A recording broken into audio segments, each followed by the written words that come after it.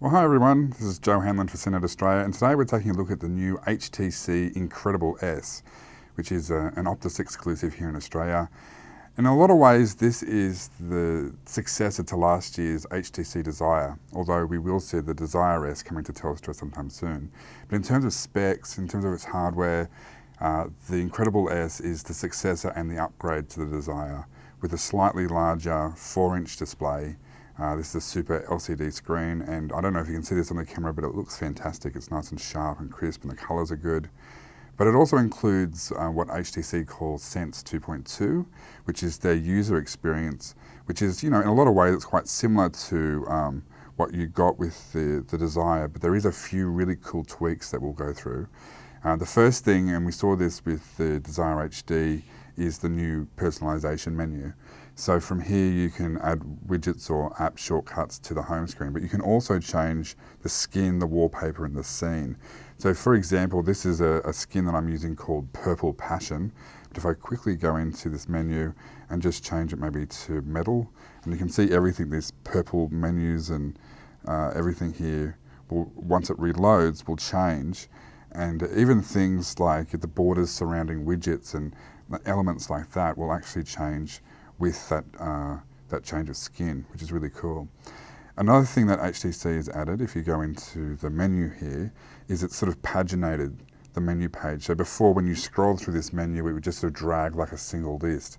Now it works like vertical pages. So if I slide, it actually goes from page to page and brings up a whole new page full of apps. You can also filter your apps by going from all apps to, oops, if I go back there, all apps across to frequent and across to downloaded. So this will show you everything that I've downloaded from the market and none of the core applications that come installed.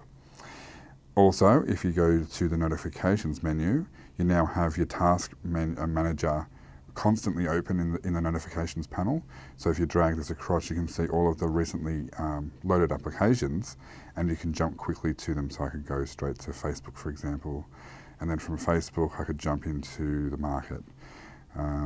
So it's a really quick way of using frequently accessed tasks.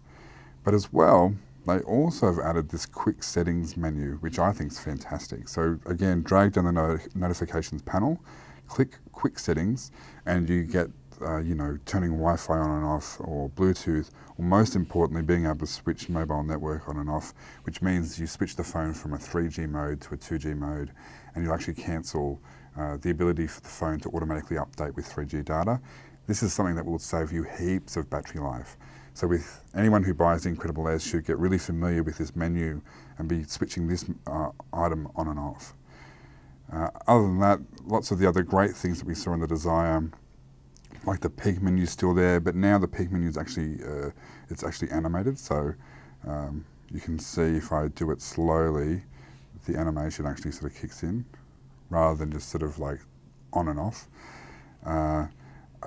Lots of other really great widgets, which you can actually see if you go into the widgets menu and go browse all HTC widgets.